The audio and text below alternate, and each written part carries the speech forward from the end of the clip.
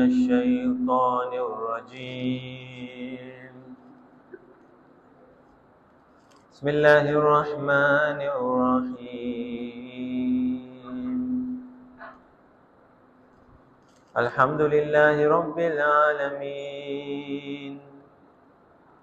والصلاة والسلام على سيدنا ونبينا محمد وآله الطاهرين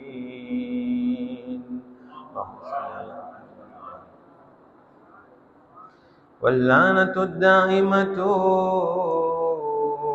على أعدائهم أجمعين من الآن إلى قيام يوم الدين. السلام عليكم ورحمة الله وبركاته. عن حبيب الناطمي عن أبي عبد الله عليه السلام, the sixth Imam عليه السلام mentions this hadith. He says, قال أحب للناس, love for mankind. That means show love for mankind. Love something for mankind. What should you love for mankind? ما تحبون لأنفسكم. What you love for yourselves.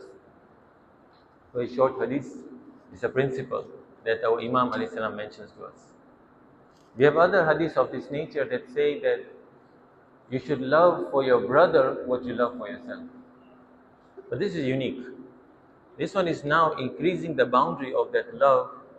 Don't only love your brother, also love mankind itself on a wider scale. Let's try to take as many lessons as we can from this hadith and from other hadiths to make this hadith more stronger. If you were to define hope in a very simple, non-common people, how they define it, hope is something what you like, what you incline towards, what you want for yourself, what you enjoy, what is going to benefit you. That is what you love. So here Imam alayhi salam starts by giving a command. He's saying, Ahibbu linnas, love for mankind. Why would you command somebody to love? There are two types of love we can mention here. One love is the love whereby you would have an emotional love to somebody. And usually this is not controllable. If I love my parents, if I love my family members, it's a love that's emotional. You can't say that love your parents emotionally. No, you can't. It's something that gets built in. It's not sometimes in your control. But there's another love that the Imam alayhi salam is saying here is something that's in your control. It's something that you can do. Is to love others in a more intellectual way, in a more guided way, in a way where it's goal-oriented, where there is a benefit, there is something coming out of that love. It's not emotional anymore. It is something that has to do with the intellect. It is a logical thing that you do. So he commands us, love for mankind, linnas. Usually when you command somebody, either he wants to do it, and when you command him, he will do it. It doesn't make a big difference. For example, if you tell somebody, eat your food, he wants to do it, maybe he has just forgotten. So he will eat his food. He likes to eat food. He's hungry. But there are some people, if you tell them, do something, they don't want to do it. But they are told, do it. You are forced to do it. For example, Salah, we are told, pray Salah, Aqimis Salah. Can we really say that we love to pray all over 5 Salah? If it was only Fajr Salah, 90% of the people will say, Allah, we'll pray all your namaz. This 2 Salah of Fajr, maaf karo please. So there are some things we don't like, but we are told to do. There are other things, for example, sadaqah. If you were to tell somebody, pay khums, pay zakat, give sadaqah, it's one of the hardest things to do. Say, I'll pray my namaz, but sadaqah, please, let's keep it for later. Sadaqah is harder to do. But we are told, give sadaqah. We are commanded to do things that sometimes we don't like, to enforce in us the habit of doing it. There should come a time when we do it so much, when we realize its benefit, that we start loving it. If we don't love our brother, the humankind, mankind, later on we are told, love your brother. Love your brother, there will come a time, making a habit to love your brother. There will come a time when you love him so much that it will actually be inside you, it will be part of you. You will actually love him. You will not be forced to love your brother.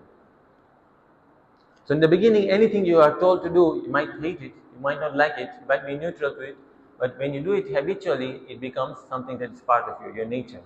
Therefore, love for mankind what you love for yourself.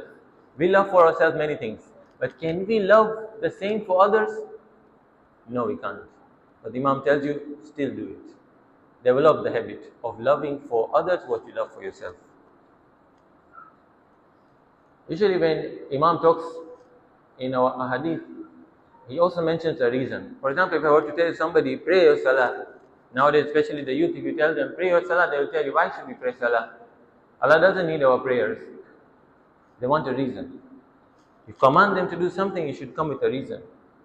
What is the reason to pray? In this hadith, the Imam doesn't mention a reason. So either there is no reason, which is not going to be possible, it goes against the wisdom of the Imam, or no, sometimes you are told to do something that because it is the right thing to do, it is the haqq to do. Nowadays, if you were to tell somebody, for example, love for your brother what you love for yourself, love for mankind what you love for yourself, you are telling me this person who stole my money, I should love for him what I love for myself. This person who did my ghibah and he spoiled my reputation in the community, I should love for him what I love for myself. This person lied to me, I should love for him what I love for myself. Husband and wife might tell each other, he is lying to me, should I love for him what I love for myself? It's not possible. Yes, it is possible. Imam is telling you, love for mankind what you love for yourself. There is a wisdom behind it. It's not because you want it, you don't want it. It's because it is, I would like to put it now, their haqq to be loved. For example, I'll give you an example from the Quran. There are sometimes we might want to not do something, but Allah tells us to do it. I recite the Quran for you about the parents. You are told to respect the parents at any cost. In fact, even if they hurt you, still respect them. وَقَضَى رَبُّكَ أَلَّا تَعْبُدُوا إِلَّا إِيَّاهُ. So number one, obey Allah. That is the right way of think you have to do. No reason given. وَبِالْوَالِدَيْنِ إِحْسَانًا. And then to your parents, you have to do ihsan, not respect. Respect is here. Ihsan is goodness, extra, do extra. But what if they do something bad to me? إِمَّا يَبْلُغَنَّ عِنْدَكَ الْكِبَرَ أَحَدُهُمَا. If one of them becomes old, or what if only one of them becomes old? Both of them become old. أَوْ كِلَاهُمَا فَلَا تَقُلْ لَهُمَا أُفٍّ. If when a person becomes old, his mind is a bit weaker. He might say things that normal person would not say. But you are told in this moment, the command is here. Haqq is this, don't reply. Don't even say oof to them. But I don't like to not reply. It's my nature to reply to them, to show them the same anger that they showed me. Allah says, don't tell them even oof. Haqq is here, don't tell them oof. Recite the salawat, please. Allahumma salli ala Muhammad wa ali Muhammad. This is a very difficult topic to talk about when you say, what is the haqq of mankind? So let's see what the Imams have told us. They might expand the topic a bit. For example, to Malik al-Ashraf, Imam Ali alayhi salam says in the letter 53 that how should he deal, it's a very famous statement, we know about it. How should you deal with your ra'iyah, with your citizens, with your subjects, those who are under you? He says, وَأَشْئِرْ قَلْبَكَ. Make your heart become habituated. We talk about habits. Make your heart habituated to do one thing. Al-Rahmata lil-Ra'iyah. Be merciful to your ra'iyah, to your subjects, to your citizens. Wal mahabbata lahum, and love them. You mean all my citizens have to love them? Imam says ra'iyah, everybody is included. You can't decide who. Wal lutfa bihim, and in fact be extra, be kind to them. Show lutf, not only simple kindness, lutf kindness. And don't go to the other extreme. وَلَا تَكُنَّنَّ عَلَيْهِمْ سَبُعًا. Don't be like a beast who wants to do what? بَارِيًا تَغْتَنِمُ أَكْلًا. He wants to eat them up. He's a ra'iyah, he's my Shia brother, let me help him. This person, a lowly person, let me eat him up, let me take his wealth, let me take advantage of him. Or misadvantage. Imam tells Malik al-Ashtar, when he was about to become the governor, which he couldn't, that with every one of your citizens, be loving of them. Don't try to eat up them. Just because you don't like them, just because they are not like you, doesn't mean that you have to be hating them. Love them. Why? What is the reason? Is it Imam is talking about only the Muslims, be good to the Muslims? No, Imam says the very famous line is also famous in the UN programs. فَإِنَّهُمْ sinfan. The ra'iyah, mankind, is of two types. Imma akhun laka fid din. One of them is your religious brother. This one we can accept. Allah has told us, be good to your brother, to your religious brother. He has a right over you. Fine. But there is a second group. They also deserve haqq. They also deserve respect. They also deserve mahabba that Imam alayhi salam is talking about. What is that? Wa imma nadirun laka fil khalq. Because he is a creation like you. Simply because he is a creation, every creation of Allah needs to be respected, needs to be given that love, especially your ra'iyah. On what basis should I give haqq to my ra'iyah? On what basis should I love the citizen, the person who is a khalq of Allah? The answer is here. It's in the Quran. Ya ayyuhan nas. A message, a universal message for everybody. Every one of you. What I'm going to say just now, it applies to everybody. What is the message? Inna khalaqnakum min dhakarin wa unsa. I've created each and every one of you, male and female. Or maybe the Muslims are created differently from the non-Muslims. No. Every person is a khalq of Allah. Because he is a khalq of Allah, respect him. Our perspective towards each other should be, he is a creation of Allah. What do I want to do with him? That is why I need to love him. If we get this meaning internalized, understood in our hearts, when we look at a person, we don't look at him as a person who did something wrong to me, a person who is a normal person. We look at that person as a creation of Allah. Doesn't he have a haqq over me? In fact, let's go one step further. What is Imam alayhi salam is saying in this hadith? Love for your brother, for mankind, what you love for yourself. What should we love for ourselves? In Risalatul Hukuk, Imam alayhi salam says, what is the haqq that you have upon yourself? What should you do for yourself? What should you love for yourself? What should be your goal in life? What is the haqq? Wa amma haqqu nafsik alayk. The haqq of your nafs upon yourself is فَانْتَسْتَوْفِيَهَا فِي طَاعَةِ اللَّهِ. That you should make it or employ it, wafa, make it do wafa. In what sense? Employ it so that it does the ta'at of Allah. Make your nafs do the obedience of Allah, worship of Allah. And then Imam mentions your ears, your eyes, your tongue, everything. So in other words, if I love for myself, what should I love for myself? I should love for myself that my whole body should be for Allah. That means if I love for my brother, mankind is, I should love for him that everyone should obey Allah. Everyone should be given that guidance that they should obey Allah. That means in one sense, even if they did something wrong to you, if you want to love them, tell them something so that they stop doing that wrong. For example, someone stole my money. If I want to love for him what I love for myself, if I, na'udhu billah, were to steal someone's money, what do I want? I want that someone comes to me, tells me my mistakes, and I stop that money and give it back to the haq. If I have hurt somebody by my bad words, I love that somebody comes to me and tells me, you have hurt somebody. You have not done the ta'at of Allah. You have not obeyed Allah by hurting somebody. Therefore, why shouldn't I tell somebody who has hurt another that, my friend, you have done something wrong. Ask forgiveness. No, he has done something wrong. He's like this only. He's a bad person. Leave him alone. No. If you want someone else to guide you, that you do what Allah wants you to do, why don't you tell the other person what you want Allah wants him to do? Even if he has hurt you, even if he has told you a bad word, even if he has stolen your money, you are going to him not to tell him that you have stolen my money, you are a bad person. No. You tell him, you have stolen my money, fine, Allah will compensate me, I don't care. I had money today, I wanted money tomorrow, day after that money again. Your problem is now you are falling into the depths of Jahannam.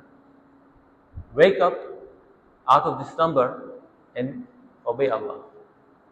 That is what we should love for our brother, for our mankind itself. Sallallahu ala Muhammad wa ala Muhammad.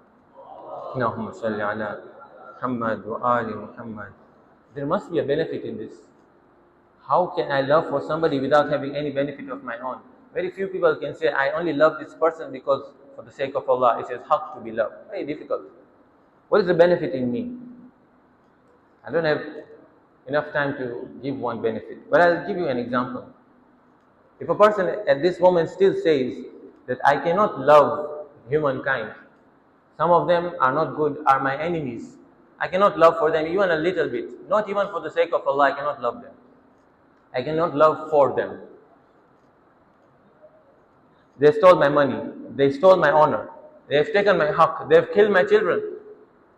How can you love for somebody who has killed your children? Let's go to Awwal Mazlum of the universe. There was one person whose not only money was stolen and wealth was stolen, whose land was stolen, his honor was stolen. When they pulled him from his house to the mosque, when they hurt his wife in front of him, when they took his hut, when they killed his children in Karbala, Imam Amir al-Mu'minin Ali ibn Abi Talib salawatullahi wa salamuhu alayhi, Allahumma salli ala Muhammad wa ali Muhammad. Still, when the Khalifa comes to him and asks him for help, he helps him. Not because he loves the person, he loves that you do something for him, that he should be guided in the least. I should do something for this person so that the ummah benefits from it. What benefit do I have? There's no benefit probably. But I'm doing the haqq over here. Haqq is, I need to guide this person, don't fall into the pit of the fire of hell. In fact, we have a hadith, we have a famous statement that he said to the Kharijis, and he fought them in Nahrawan. He said to these people, Ikhwanuna baghaw alayna. Our brothers, although he was fighting against them, our brothers have transgressed against us. How can you call your enemy your brother? The fourth Imam alayhi salam is asked about this. In Al-Ihtijaj, he mentions this thing. When he was asked, why did Imam Ali alayhi salam call the enemies Ikhwanuna?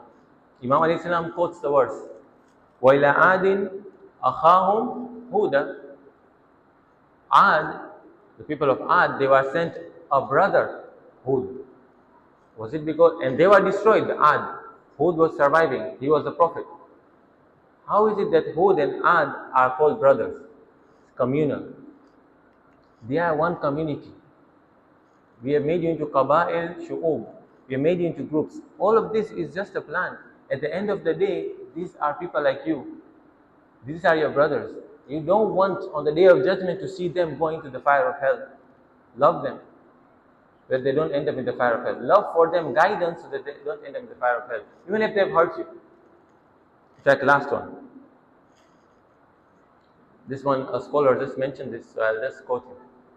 When Shimr La'natullahi alayhi is on the chest of Imam Hussain alayhi salam, is there any enemy worse than Shimr, who is ready to kill Imam alayhi salam? How can you show love for him? He tells him something. He says, Ma laka, what is up with you? Ama tattaqillah, Don't you fear Allah? If I was to be in a situation when I'm going to kill the wali of Allah, I want that wali of Allah to tell me and guide me in the last moment, stop this. Save yourself from the fire of hell. Why did Imam have to tell him? Imam wanted to tell him to save him. Imam is Sayyid al-Shuhada. He has no problem. But he fears that Shimr will end up into hell. Till the very last moment, he was still guiding Shimr. Love for your humankind, what you love for yourself. For the sake of Allah. Shall we get the tawfiq to follow this very high principle of loving for mankind what you love for self, for the sake of Allah, for them to reach Allah. Why? One benefit, and I end this, is because the Ahlul Bayt did it. If we want the shafa'ah of Ahlul Bayt, be like them. Sallallahu ala Muhammad wa ali tayyibin at-tahirin. Allahumma salli ala